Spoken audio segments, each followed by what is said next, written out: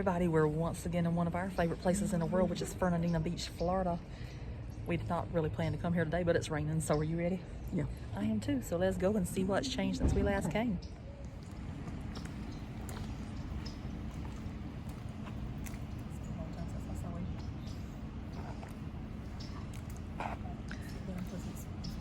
We'll go behind you.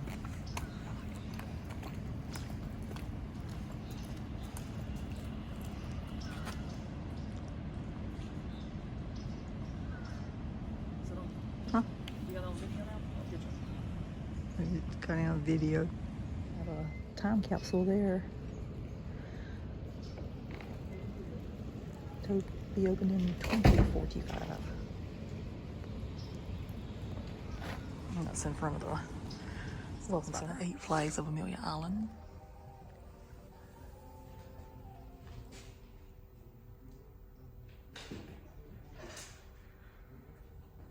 You need this stuff?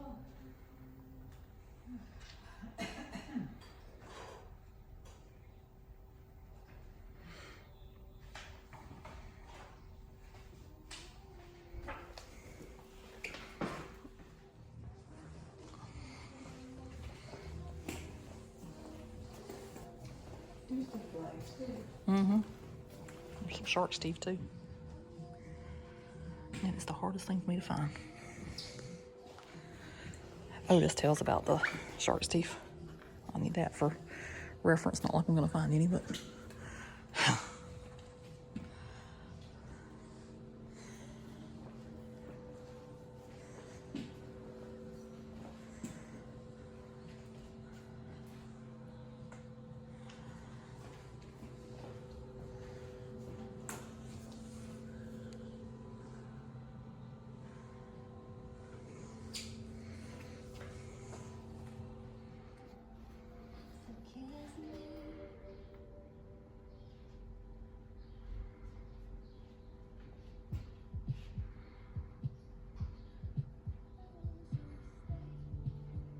Have you been to our Museum of History? Our Museum of History, it's nice. It's down here on 3rd and Cedar. It's in our old jail. It was a Nassau County jail until around okay, that's Florida's first Atlantic to Gulf Railroad. The Florida Railroad Company was incorporated January 8th, 1853 with David L. Yulee as president. The line received both federal and state land grants despite early financial difficulties. Construction was begun from Fernandina, where the main office was located in 1856. The final trackage to Cedar Key was laid March 1st, 1861, and Florida had its first cross-state railroad. And that would be David Yulee right there. And then over here we have the lovely pirate.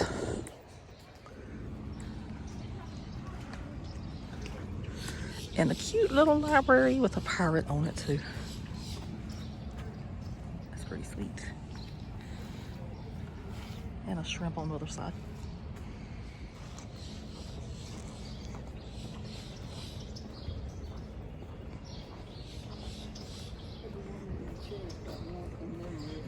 Oh, do they? Mm-hmm.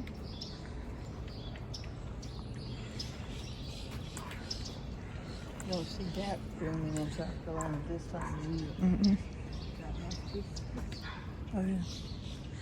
And they did give us this pretty little bag in there to put all our brochures in. And that says Revolutionary War Invasion of British East Florida. In May 1777, Colonel Samuel Elbert's Continentals landed on the north end of Amelia Island at Old Town Bluff, approximately 1 mile north of this marker. For our planned invasion of Florida, a patrol engaged in a skirmish with British troops on the south end of the island. An officer, Lieutenant Robert Ward, was killed and 2 of his soldiers were wounded in retaliation. Colonel Elbert ordered houses burned and the destruction of all cattle. And they got some interesting bricks down here.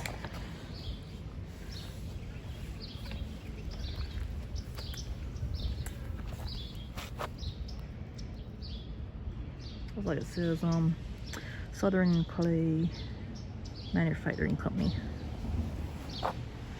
And back there, if you ever need it, there's a bathroom back there in front of the hotel and the visitor center. And that's a pretty Coca-Cola sign over at the Palace Saloon.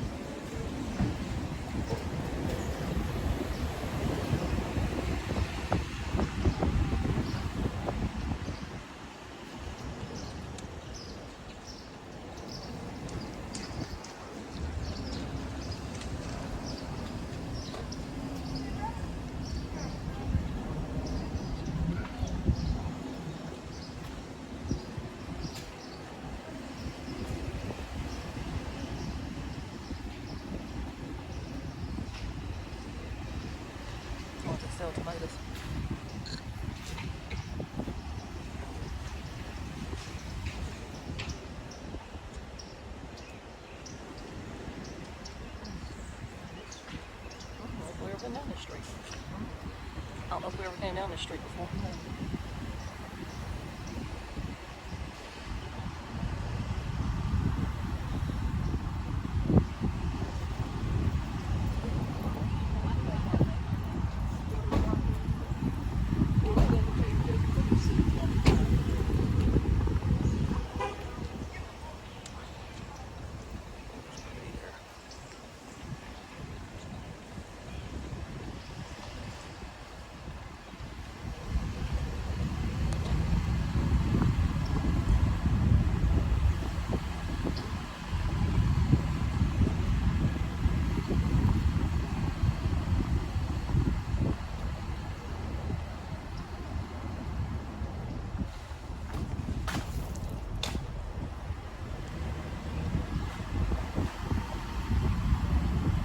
So now we're at the marina, and this used to be my favorite place in the world to take sunset pictures. Back whenever we used to come to Fernandina quite a good bit. But you know, times change. And then you start visiting other places, and then the places you went, you don't visit as much anymore. But it was always so nice to come out here and see the sunset out there across that water.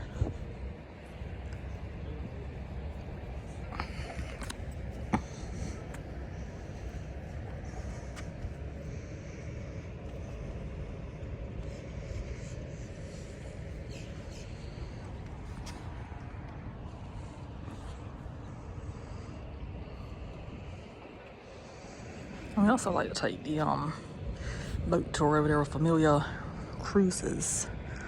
And they take you out to Georgia and then bring you back.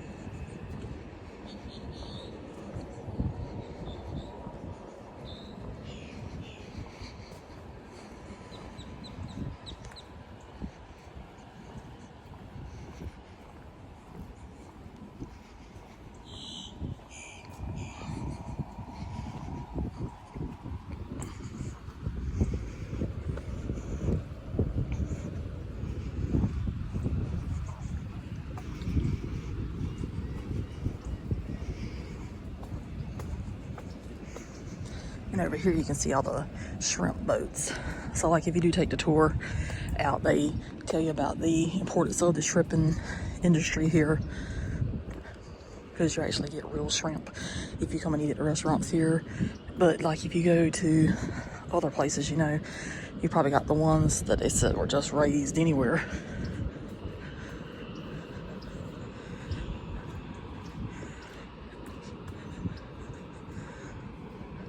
And I guess you really don't think much of that unless they put it in perspective like that.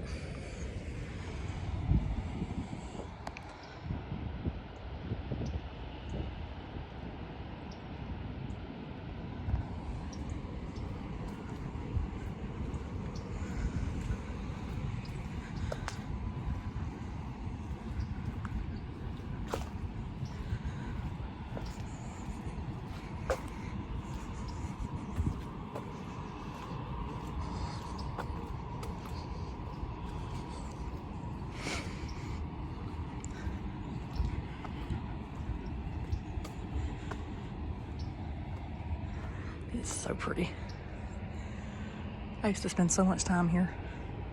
And I haven't even been to Fernandina in like a year and a half. And that's just tragic. I used to come at least, probably 4 or 5 times a year. The thing with that too though, you know, once you start traveling other places so you can share it with people, then the places that you always went, you no longer visit them as much because there's so much out there you want to see and you want to share. And sometimes you just don't get to do the things and visit the places that you always did go to.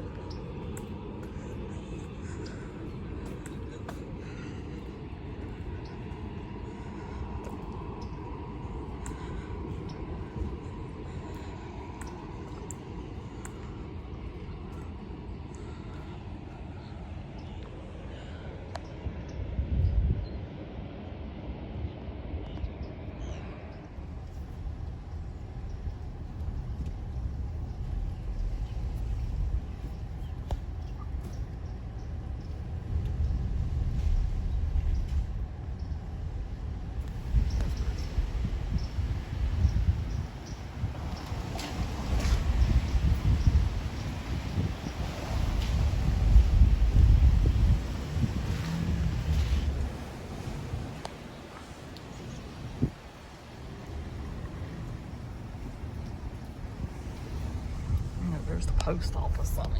Just looking at that. And that will forever be one of my favorite views right there.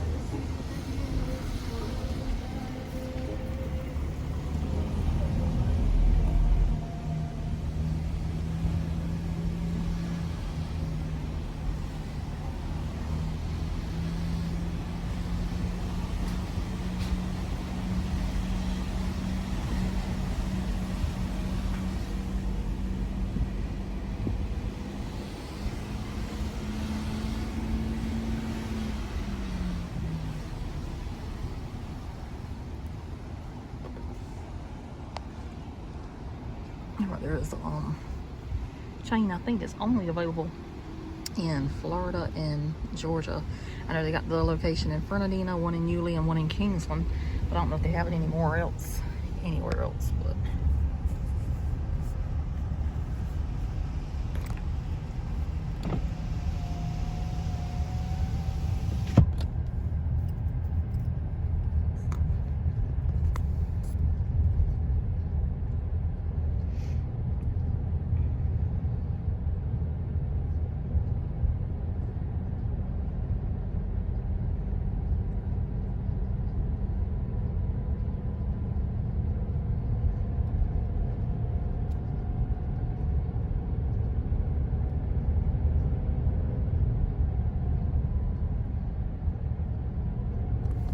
it's a little tiny Veterans Park there.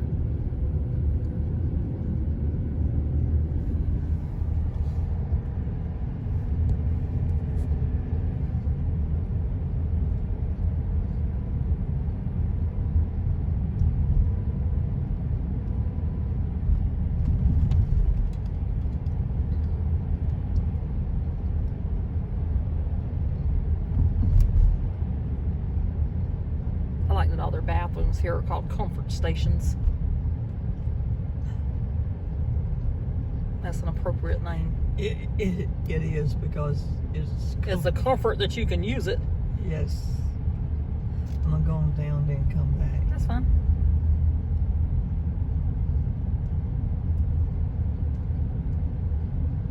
We drive all the way to the beach because that's what's straight ahead.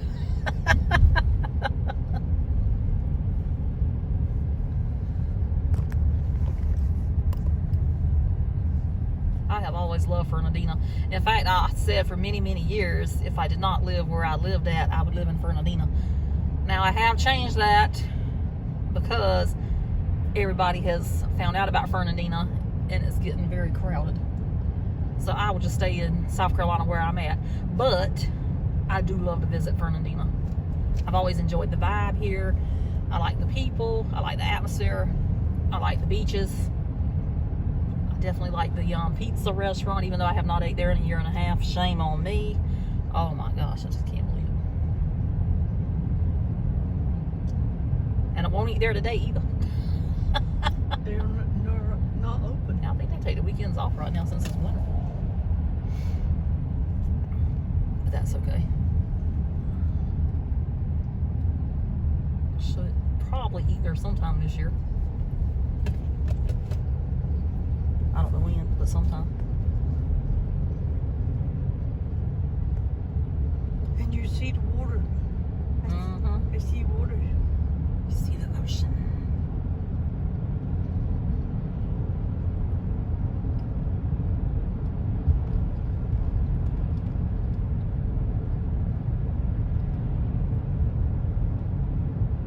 And we used to actually stay in Fernandina quite a good bit, but then we also discovered it's just cheaper to stay in Georgia.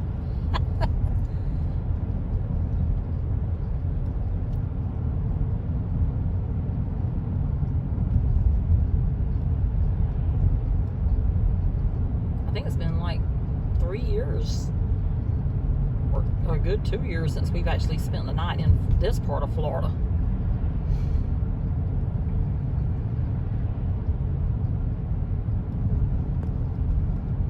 And up here on our left is the entrance to one of our favorite state parks in Florida. It's Fort Clinch.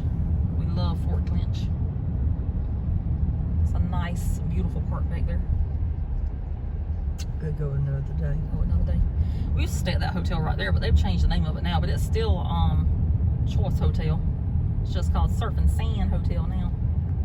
But before, you could actually stay in there and see the beach. Mm-hmm.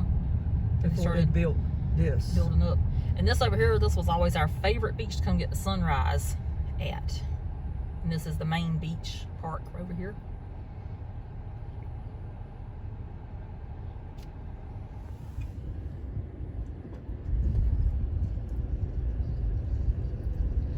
And that was not on the corner neither.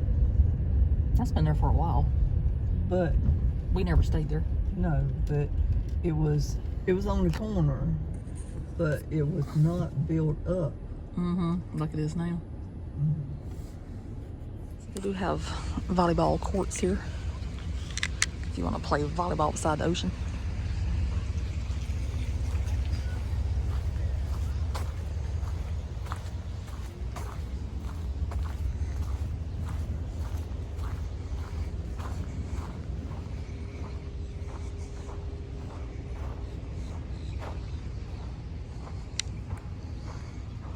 Come over here and walk down this.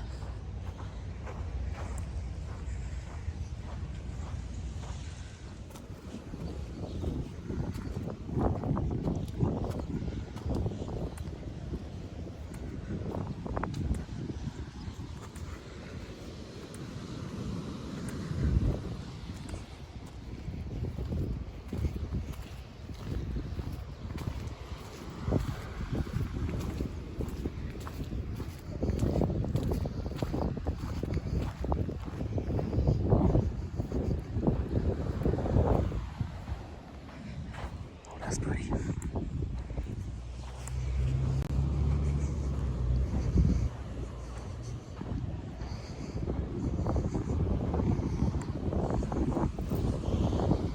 Yeah, a lot of birds out here.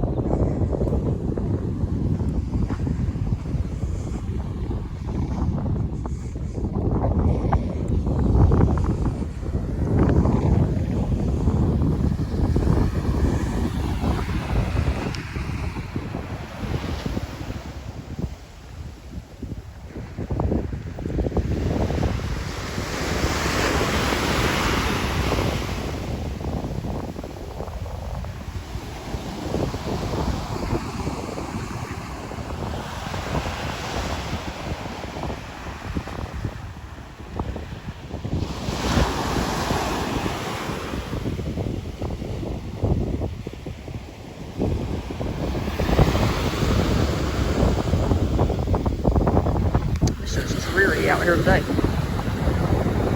Very dreary.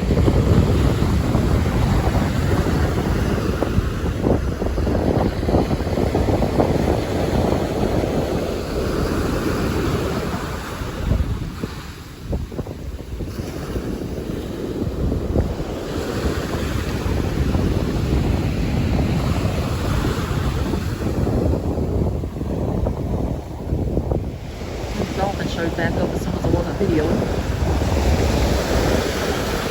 Pull back up again.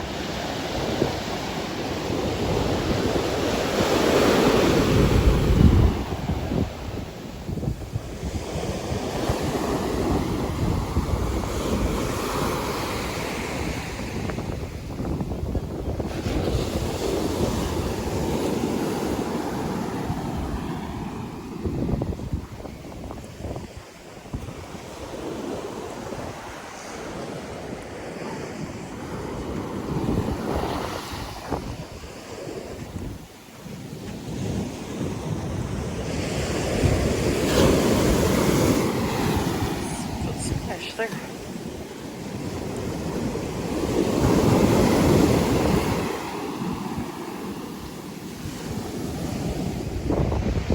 That bird's only got one leg.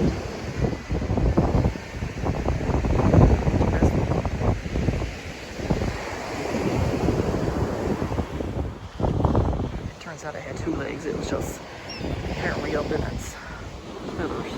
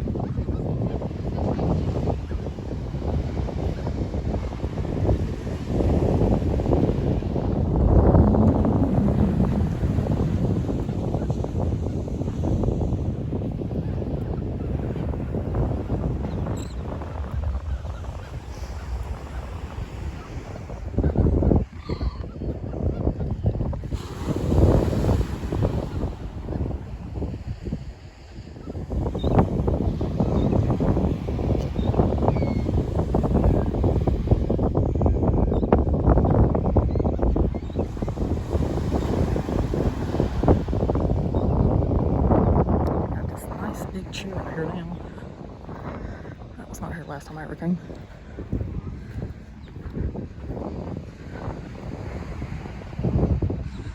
And obviously it's for that restaurant right there. I like that.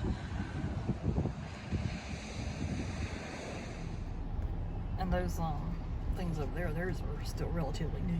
That hotel over there on the left hand side. They built that since we started staying here. If you look out there to your right, you can see the Amelia Island Lighthouse coming into view.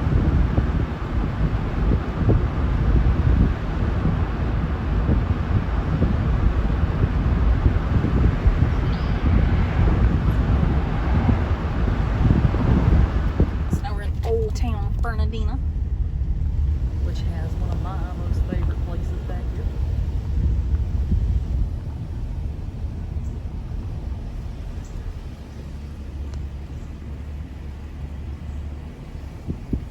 Look at those shells on that fence, that's pretty.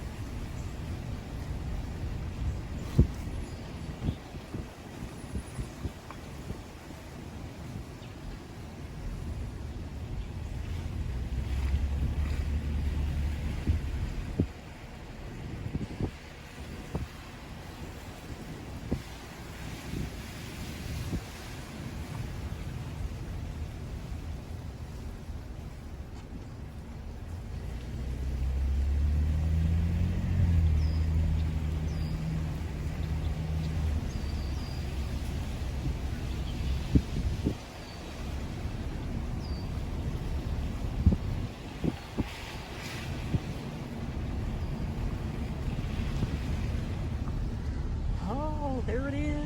There it is.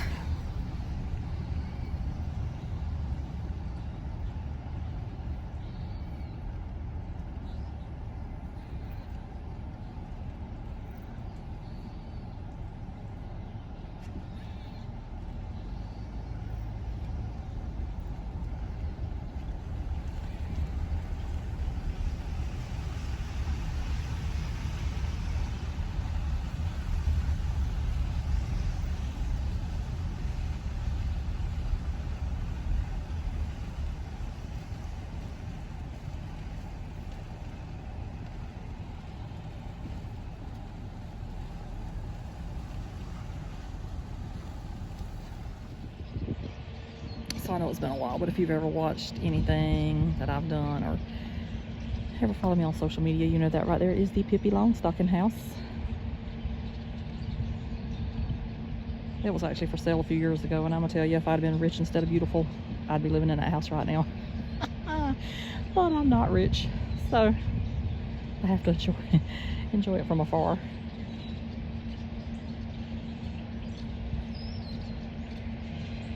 Because, I mean, it's got the perfect view. It's like part of a state park property is right here, and you'll always have this view of the water. What more could you ask for?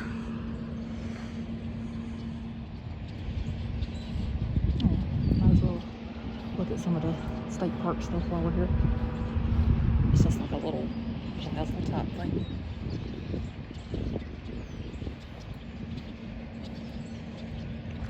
I think they got Pippi on the front door too.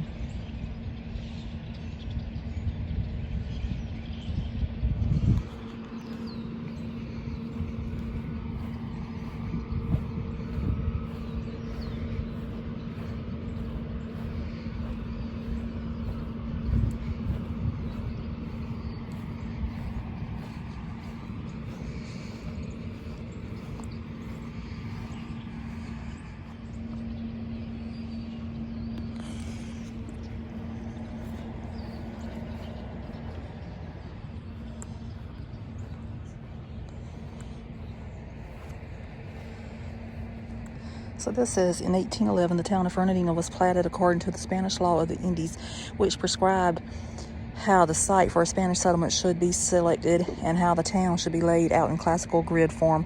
This law also stated that there must be a means of fortification to protect the town and a centrally located plaza for use by all residents. You are standing on the site of the historic plaza grounds that once laid in front of the Spanish Fort St. Carlos.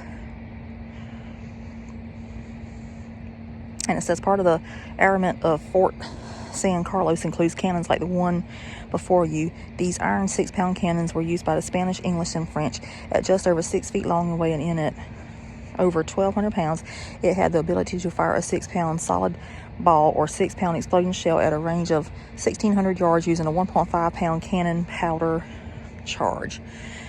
This distance is well within the range of McClure's Hill to the southeast, which cannons like this fired upon during the Battle of Amelia in 1817. They were also used to protect the harbor and inlet from invaders. The cannon required a gun crew of 6 men and could be loaded in about 3.5 to 4 minutes. This particular type of cannon was in service from the mid-1700s to the 1830s. It was mounted on a 4-wheel truck carriage, also known as a garrison carriage, and was in use at Fort St. Carlos from 1817 to 1821. This authentic cannon was found in the marsh and donated to the Florida Park Service. Oh, how interesting. And whenever you take the Amelia River cruise, they bring you right out here past this house and tell you to look over there, and then they tell you the little history about the filming of Pippi Longstocking here. This says Shipwreck, Slavery, and Survival, the saga of the slave ship Guerrero. A nearly 2-year ordeal for 100 enslaved Africans in Florida ended when they departed from Fernandina in 1829 and relocated to a settlement for freed slaves called New Georgia in Liberia, Africa. The Spanish slave ship Guerrero, carrying 561 enslaved Africans to the plantations in Cuba, hit a reef off Key Largo on December 19, 1827. The 520 survivors were rescued, while 398 were sold as slaves in Cuba by the smugglers. Approximately 120 made it safely to Key West on another ship. The slaves were taken to St. Augustine from Key West in February 1828, where they were held at Fort Marion, which is Castillo de San Marcos National Park. 89 of the Africans who could work were hired out to plantation owners, 36 to Zephaniah Kingsley, and that's Kingsley Plantation National Park. So actually, a side note, we were going to do that one on this trip, but it rained and I don't want to take that road back there, so we'll have to do that one another time. And 20 to Joseph Hernandez, so that's Washington Oaks Garden State Park, among others. We might possibly catch Washington Oaks again on this trip here, maybe. If you see the video come out later, you'll know we did. If not, maybe some other time this year. Finally, in 1829, the U.S. government decided to bring together the remaining 100 slaves and take them to Fernandina. Here they were housed at the site of Fort St. Carlos, which is Fernandina Plaza Historic State Park, until their departure for Liberia on the ship Washington's barge, September 30th, 1829. And it says, although slavery was legal in the United States, importation of slaves had been prohibited by the U.S. Constitution since 1808, but because slaves from the Guerrero were shipwrecked, they were considered cargo, not people. The United States government, including President John Quincy Adams and Congress, were involved in a political dilemma. The United States formed New Georgia to serve as a free settlement for slaves shipwrecked or captured from slave smuggling ships.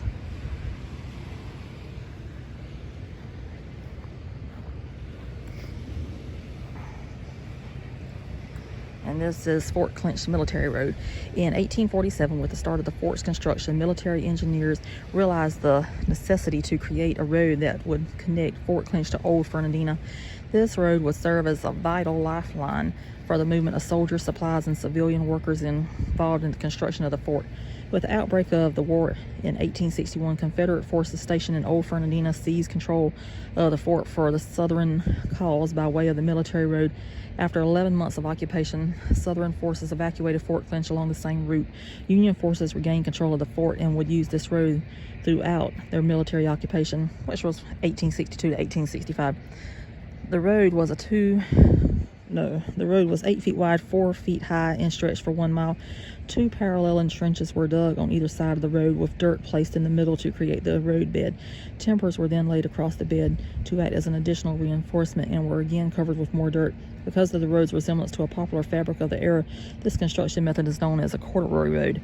The 2 trenches allowed the road to drain off rainwater. For additional security, the Union Army stationed a picket post of 5 to 8 soldiers along the road. And that would have been the road right there. And if I'm not mistaken, they got that same sign over there at Fort Clinch, which would be in that direction down over there. So therefore that might be the same path of the road, possibly. I would think it would be. And this says the Plaza San Carlos, located atop a bluff of the Amelia River in Old Town, is one of the most historically significant places on Amelia Island. The area was inhabited by Native Americans of the St. John's culture as early as 1000 BC and was later used as a campsite by the Timucuan. Franciscan missionaries established the mission of Saint Maria de Sena in 1602 near Plaza San Carlos, and a Spanish watch house was built on the site in 1696. In later colonial times, the spot increased in military importance because of its deep harbor and its deliberate placement near the northern boundary of Spanish Florida. In 1763, under the terms of the treaty that ended the 7 Years' War, also known as the French and Indian War, the British gained control of the entirety of Florida. A map was drawn up in 1769 showing plans for a community on Amelia Island, but the American Revolution interfered and the anticipated settlement never developed.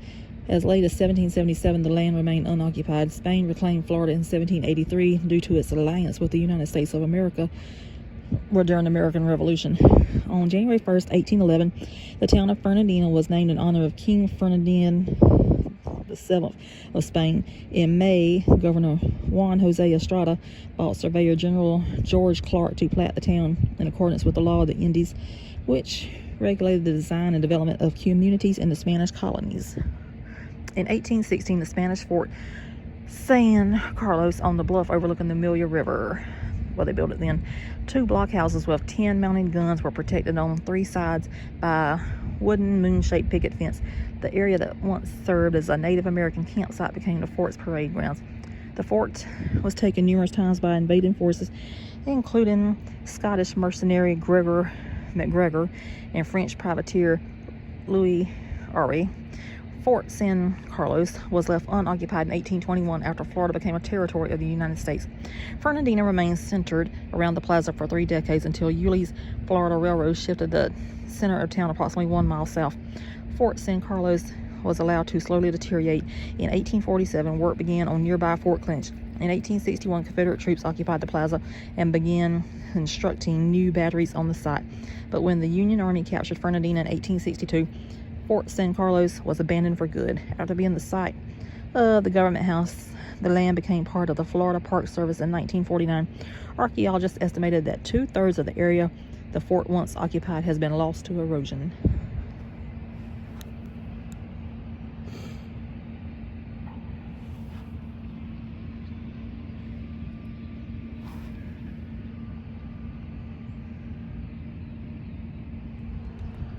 This talks about Amelia Island, Florida. The Paris Peace Treaty of 1783 ended British colonization and returned control of Florida to Spain. No longer under legal or tariff restrictions, great numbers of captives were imported from Africa by traders and forced to work on the rice and indigo plantations. These people compromised the predominant workforce in East Florida during the late 1700s. In the early 19th century, after the 1808 United States constitutional ban of the importation of Africans, Florida became an imported trade and smuggling region of the St. Johns and St. Mary's rivers. The border between the United States and Spanish Florida as a free port, no tariffs. Fernandina, now called Old Town, was the place traders registered, had inspected, unloaded, and sold their enslaved imports. Slaves were easily smuggled across the river into Georgia and South Carolina from Fernandina. Misery Point, north of Old Town, was the quarantine location where ill and dying survivors were left if determined unmarketable. In 1817, slave ships, the NS de Montserrat and the Jesus Nazarene, disembarked 351 slaves at the harbor located on this site. According to research, Dr. Henry Louis Gates Jr. staged the number of African captives who died during the Middle Passage crossing from Africa is estimated to be 1.8 million. This location is a site of memory associated with UNESCO Slave Route Project and is in the Gullah Geechee Culture Heritage Corridor. That's a lot of people.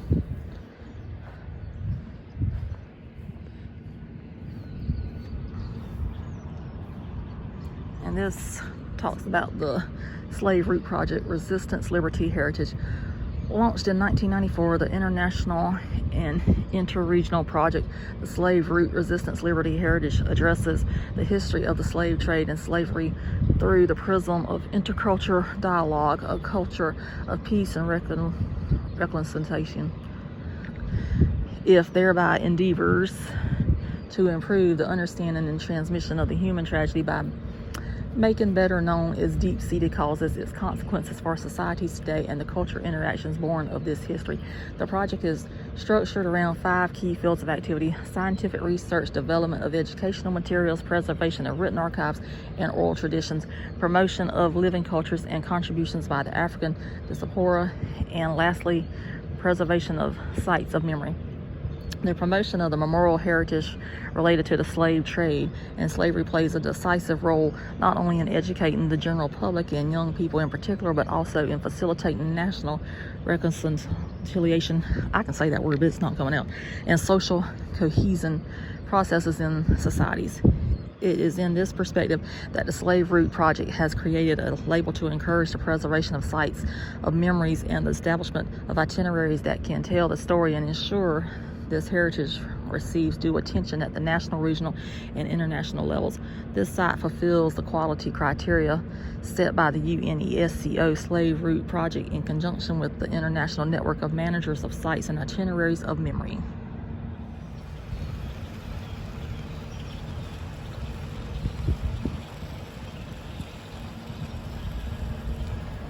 And that shows that's the sign for the Fernandina Plaza Historic State Park. And they did the long stocking. I forget if the long stocking on the door. I thought they did.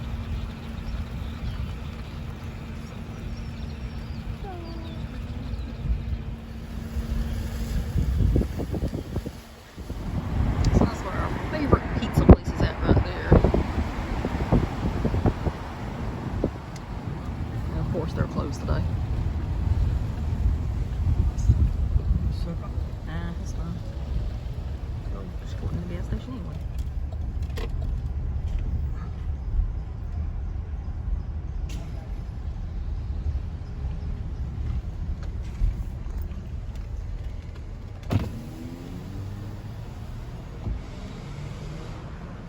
They have the best pizza that I've ever had in my life. So now we're at the Winn-Dixie in Fernandina. I don't even think we have these in South Carolina anymore, but they are turning 100 years old this year. Since it says since 1925, and it is currently 2025. That's a long time. The interesting thing I found in there was Peeps flavored milk. Looks exciting. Okay, so now we're heading out of Fernandina. We'll have to not let it be as long before we come back again. Felt like going home almost. I do love Fernandina a lot.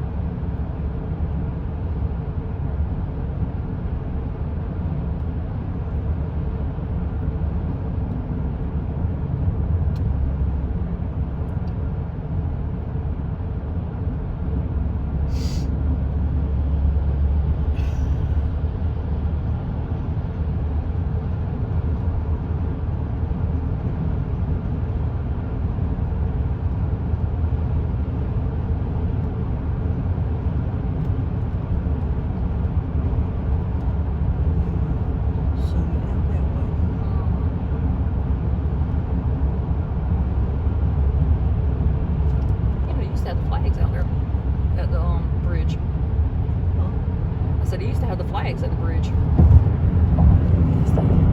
Change that.